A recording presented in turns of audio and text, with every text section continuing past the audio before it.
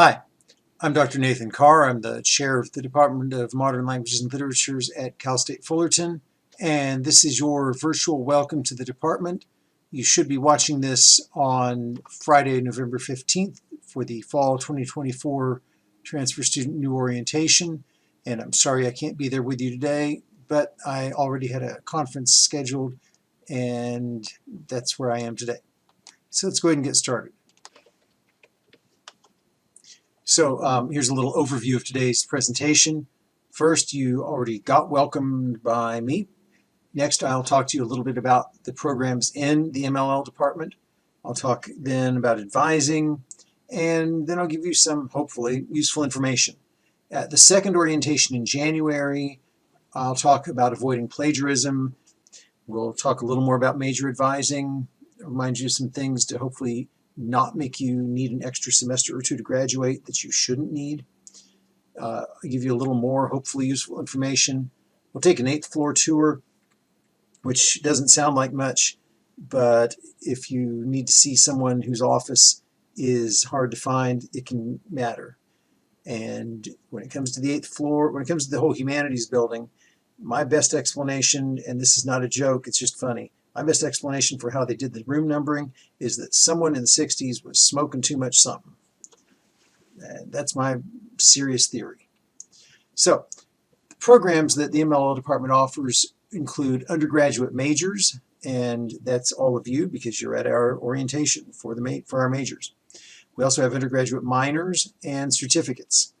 The certificates, by the way, the computers tend to think that those are just minors without the word minor in the name, at least in most cases. Then we also have some graduate programs. Now, whether you're pursuing the French BA or the Japanese BA or the Spanish BA, the study of language, culture, linguistics, and literature enables us to gain insights into other cultures, as well as the perspective necessary to examine our own cultural values critically. When everyone grows up in a culture, all humans do, and that's just what you think is normal. You don't think it's a culture, it's just how things are. That's the normal way of the world. Everyone who does something different is kind of odd, maybe even weird, perhaps even a savage and an enemy. People in that tribe on the other side of the river, I don't know what's up with them. That's been the attitude of humans for most of human history and before that. But when you start studying other cultures, you begin to notice things that are different from yours, and you begin to realize there are different ways of doing things. You may think another way is better. You may think it's horribly worse. You may think, well, it's not better, it's not worse, it's just different.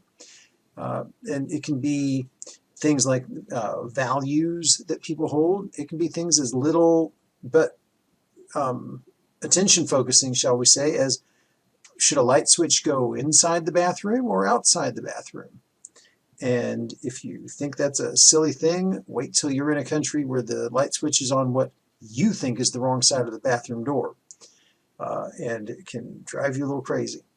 But that's okay. The people from the other culture think it's weird to put it where we have it. So all this in turn helps us to understand ourselves, understand each other, and not just each other that are here in this room, but each other around the world. It helps us understand our roles in a multicultural world. Students will be able to, after they finish our programs, will obviously gain proficiency in other languages, and that should be of some use to you in a competitive globalized world. When I say globalized, I mean people do business with people all over the world. People travel a bunch. Travel is now so much easier than it has been at any point. It's easier now than it was a couple of decades ago. It's especially if you have an American passport, it's not a hard thing. And if you're in business, you're going to probably be dealing with people who are not in the U.S. And if you're not dealing with them, well, why not? Because there's a whole lot of money to be made that way. Students will also be able to analyze and think critically about the world we live in today. There's not enough analysis and critical thinking going on, in case you hadn't noticed. You'll be able to understand socio-historical processes, which will then help you understand other cultures and our own culture. And you'll be able to work in education, government, social services, tourism, translation services, literature, and international business, among other professions. With a language major, there are a lot of things you can do. You can blaze your own trail, find your own path a lot of times. Find something that just unusual. So there are lots of options.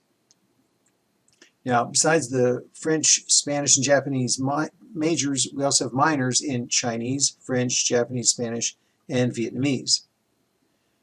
Those require 12 units of upper division coursework, so you've got to finish the 200 level stuff and then take 12 units. We also have several undergraduate certificate programs. We have Spanish for Hispanic media. A lot of times that overlaps in interest with students from the comm department. They'll often take that, but there's no reason Spanish students can't do it too. Then we have the translation, Spanish to English, English to Spanish certificate. Both of those are what's called professional certificates, and they appear on your transcript when you graduate. We also have the Spanish for the Health Professions certificate, and that just requires 2 courses. That's an in-house certificate, so you get a certificate, but it doesn't go on your Cal State Fullerton transcript when you graduate. Now, if California high school education, well, to be a teacher in California, you need to have a credential. If you're teaching in elementary school and usually in middle school, you need to have a multiple subject credential. Then you can teach multiple subjects. But if you're teaching just one subject, which is what people do in high school and sometimes in middle school, but if you're only teaching one subject, then you need a single subject credential. Now, to get a single subject credential, you have to get the credential from the College of Education after you finish your bachelor's. But before you can do that, you've got to demonstrate subject matter competence. Now, you could major in something. You can complete a subject matter preparation program in that subject, which is almost as much as a major usually, but sometimes it's a little less coursework. And you can also take a test. And those tests have between a 10 and, say, 70 or 80% pass rate, depending on which credential you're talking about. So if you want to teach French, Spanish, or Japanese in high school in California, you would need to just need to complete the BA. As recently as 5 years ago, you had to actually go through all the courses on a certain list, had to take certain ones, yada, yada, yada. Now that's no longer true. A BA counts. And then you would apply before February of your last year of your bachelor's, you'd apply to the World Language Secondary Credential, which is over in the College of Education Department of Secondary Education. Now, if you want to teach English, we have the undergraduate TESOL certificate program. TESOL is Teaching English to Speakers of Other Languages. So that includes English as a second language for teaching it here in the U.S. and English as a foreign language, or EFL, for teaching overseas.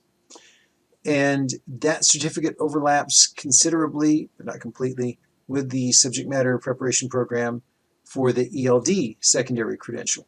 So if you want to teach ELD, which is really the same as ESL, in high school in California, you would need to do, it's the same world language credential program. Yeah, if you want to do ELD and another language, then that works too. I think you take one extra course during the credential program.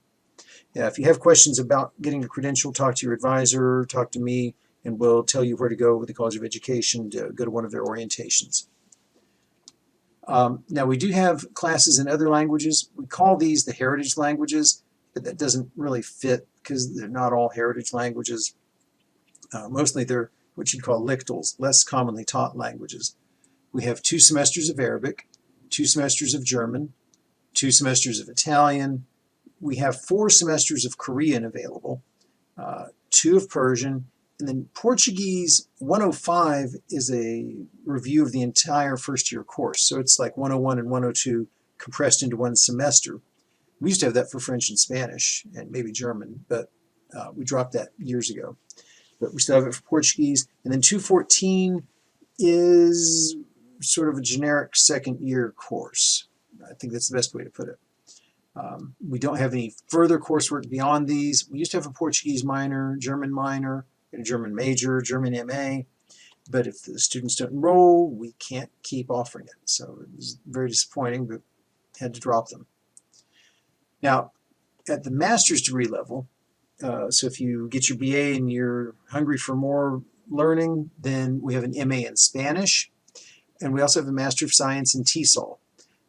That would qualify you to teach ESL at the community college level.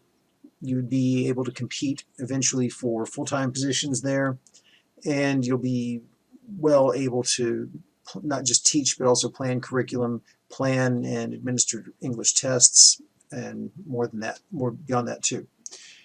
There is also a graduate TESOL certificate, but only take that with an MA. So if you're getting a master's in Spanish or a master's in linguistics or a master's in, say, English composition and rhetoric, then the grad certificate in TESOL makes sense. Otherwise, it's a bad deal. If you do the master's in TESOL, you automatically get that certificate, and the certificate's just to move from the certificate to the master's, you need 3 more classes: a curriculum class, testing class, and an elective, and then you take the comprehensive exam. So it's a test and 3 classes, boom. Just not a good deal to get the naked certificate by itself without another master's. Now, in our department, we also have a number of student clubs. We have the Asociación de Alumnos y Exalumnos de Español. Before I heard of this club, I didn't know that X was a productive prefix in Spanish. That's the Student Spanish Club. We have the Latin American Studies Student Association, the Spanish Theater Group, they're extremely active, the Association of Chinese Studies, French Club, I think they call that the Cercle Français, but my French is so bad, you should not hold me to that. We have the Iranian Student Association. I'm not sure it's fair to say that we have it, but it exists, and if you're going to study Persian, you might join that. We have the Japanese Culture Club and the Japanese Anime Club. There's the TESOL Club, and there's also the TESOL Research Group, which is led by a retired TESOL professor, and it's like a once-a-month potluck to talk about research. Now, there are 3 main locations for advising for HSS students. You are HSS students because you're in the Department of Modern Languages and Literatures, and we are part of the College of Humanities and Social Sciences. The website here is fullerton.edu/academic-advising. That's the academic advising website. You should go to that if you're trying to get advising information for GE and things like that. You can also go to the HSS Student Success Center. That's in H112, the Humanities Building, the one you're in now.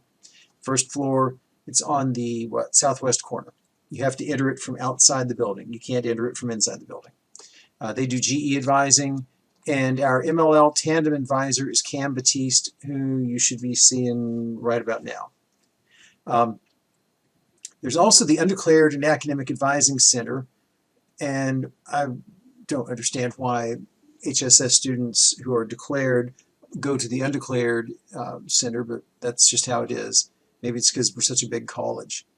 The location is PLN 1. That's Pollock Library North. You have PLS, which is Pollock Library South. It's all the same building, but the north wing and the south wing, it's all one, basically on the first floor, separated by Starbucks. And on the second floor, it all connects. But up above that, if you want to go from north to south, you've got to go downstairs, over, and then back up. But for the first floor, just go in and head for the north end. The south end is the end that faces the quad. Now, you can get GE advising there, and you can get comprehensive guidance if you need help with other things. Then for your major advising, if you're a Spanish major, Japanese major, French major, and you need to know what Spanish, Japanese, or French classes to take, you talk to your major advisor. You have a major advisor. Usually it will be assigned, that person will be assigned by your last name, and you can go to this website. There we go. And you'll see a list of advisors. However, very soon, possibly Thanksgiving week, that's our target, we'll be switching websites from hss.fullerton.edu/MLL, which is kind of clunky, to mll.fullerton.edu. When that happens, it'll be this URL, but it's not working yet. This is what the page will look like, but it's not quite. Oh, maybe it is. No, there should be 2 French advisors. There should be 3 Japanese advisors. So this one's not ready. But this will be the new website very soon. Just not yet. It takes time to get it put together, and the college isn't, well, they can help create a skeleton, but they're not transporting all the content over. If you've ever created a website, you probably have some idea what I'm talking about. Now, if your advisor is not available to advise you, contact the program coordinator. And who are the program coordinators? Well, funny you should ask, it's right here. First, to contact the department office. If you don't know who to talk to, contact the office, modelanglit at fullerton.edu, 657-278-3534. And they'll be happy to steer you in the right direction or ask me what the right direction is. And speaking of that, if you need to ask me something, here's my email address, ncar@fullerton.edu. The Japanese coordinator is Dr. Satoko Kakihara. Dr. Alain Domon is the French coordinator. Now, for Spanish, right now, Dr. Kuffner is the Spanish coordinator for the fall semester. However, she will be on sabbatical in the spring. Therefore, she's not going to be coordinating anything except trying to get a book finished. Dr. Fidalgo will be coordinating then. However, Dr. Fidalgo is in the early retirement program, so she only teaches in the spring, not the fall. So don't try to get hold of Dr. Fidalgo right now. She's in Spain. Dr. Kuffner is the one you bother if you need something now. And feel free to bother her. That's part of the job. Now, in the spring semester, talk to Dr. Fidalgo. Dr. Ruckert is the TESOL program coordinator. If he's not around, though, email me since I do know a thing or two about TESOL coordination. Dr. Liu is the Chinese program coordinator. I've crossed out Dr. Nguyen, not because we don't like her, but she's on sabbatical and she's not answering many emails right now. She's the Vietnamese program coordinator. She'll be back tanned, rested, and ready next August if you have questions about Vietnamese. Meanwhile, if you got Vietnamese questions, like about what class to take, not about the language. So if you've got a question about what class to take in Vietnamese, talk to me or talk to the department office. If you would like to follow our department on Facebook, yes, we have a Facebook page. Don't laugh. It's the CSUF Department of Modern Languages and Literatures. We also have Instagram. That's the MLL at CSUF. Now, some useful things for you to know. Old people still use websites and emails and Facebook. The campus is run by old people, like over 30. And you must adapt to this strange new culture that you're finding yourself in. You're going to need to check campus web pages to find things out. Read the web pages, please. It is shocking how much work offices and departments and things, programs go to on this campus to get web pages put together to have the information. And then the students say, I don't know where to find it. It's on the web page. Go to the website. Another tip, email is how things get done on a university campus. You need to read emails from your instructors and from campus offices. It's not something, this isn't something optional. If it's in an email, it's official. It's how people keep a paper trail. You've been notified if it was in an email. So you've got to check your campus email account, probably on a daily basis at least. Now, school emails will go to your csu.fullerton.edu address. Please check it. We can't change that. Everything that goes out of Canvas is going to go to your Fullerton address. Everything that gets sent from the class roster gets sent to your Fullerton address. If we try to look up who was in this class this semester, then everything we have your Fullerton address. That's what we've got, and that's what we have to use. And we can't change it, whether we'd like to or not. Can't do it. Now, you will also need to write emails to instructors, to office staff, and to various administrators. So if you're picking up a theme here, it should be websites and emails. This will be part of the key to getting through your next couple of years with as little pain as possible.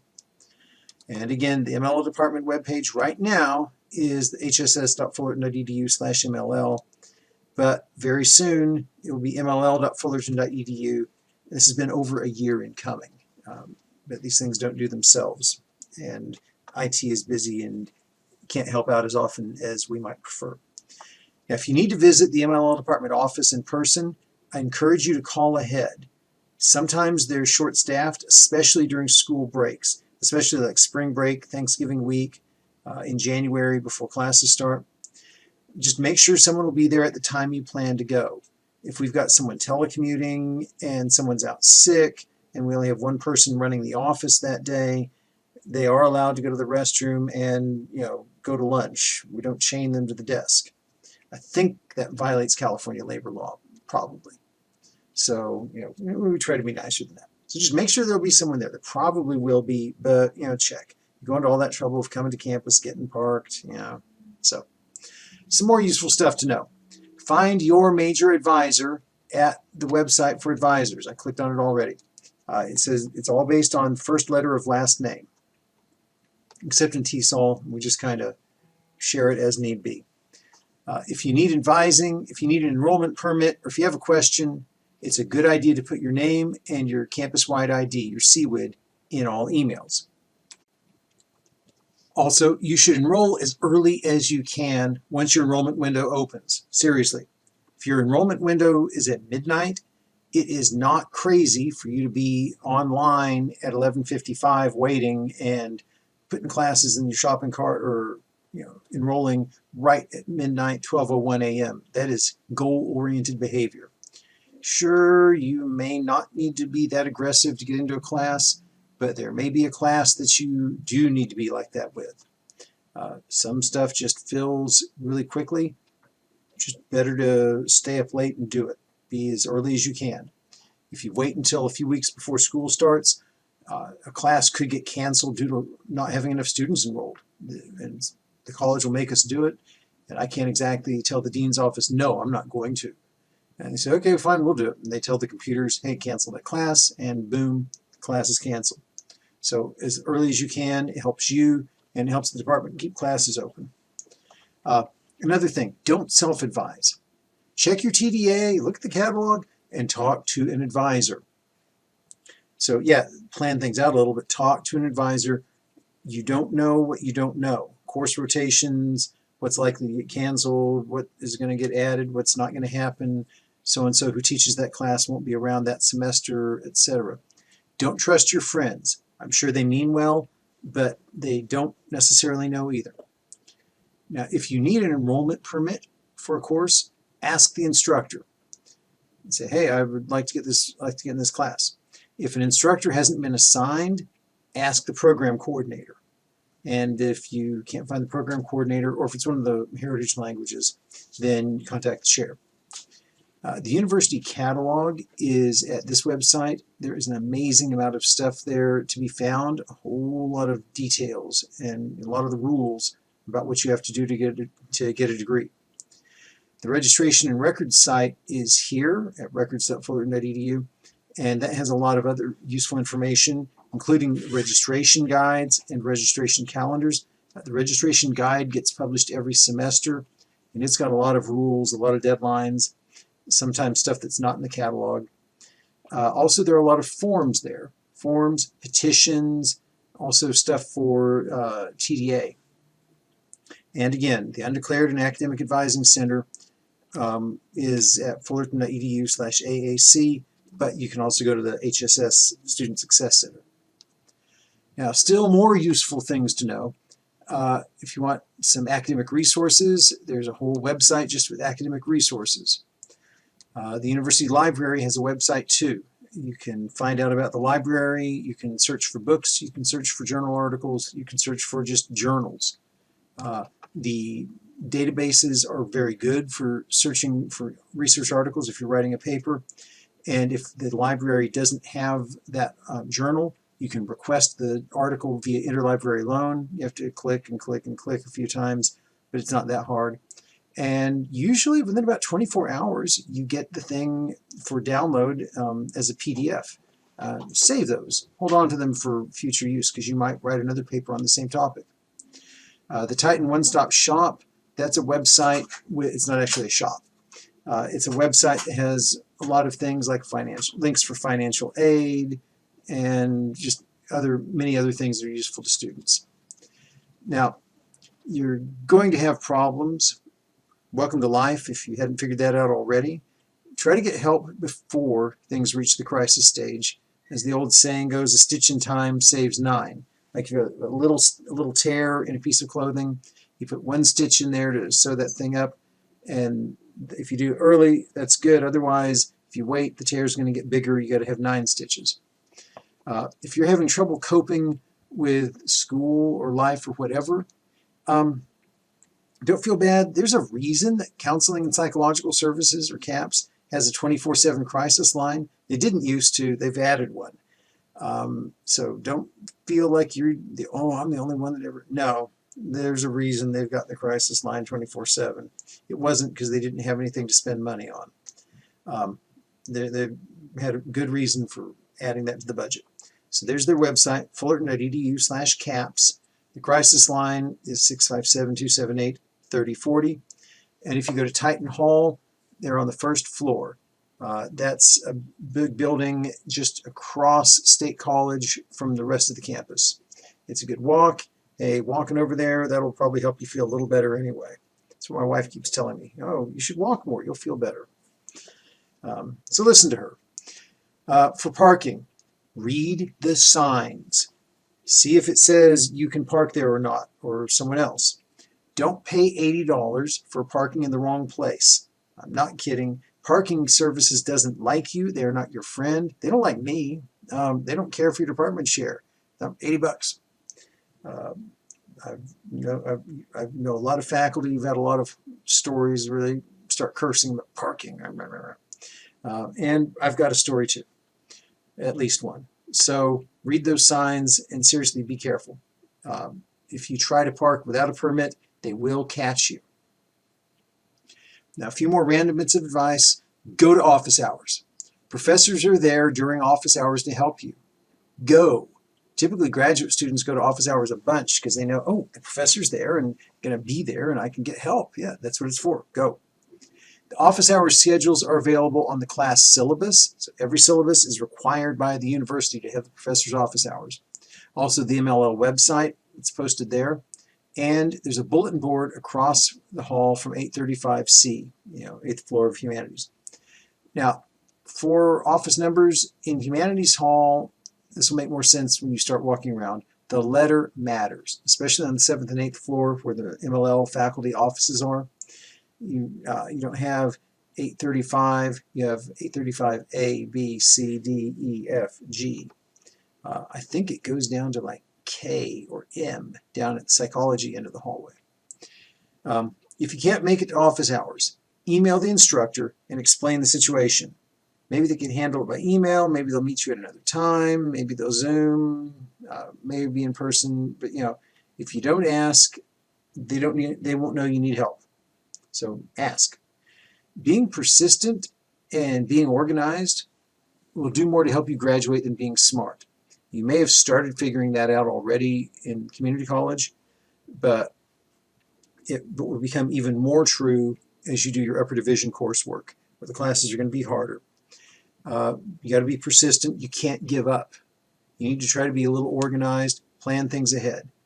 You refuse to quit. If you plan your studying, plan your homework, and plan your projects, like look at the calendar and say, oh, it's due on this day. I need to get this far by that week. I need to get that far by that week. Plan it out, then stick to it. And do the reading. Do the assigned reading for class. Do it before the day that it's due. So you've already read before the lecture. The lecture will make so much more sense if you do that.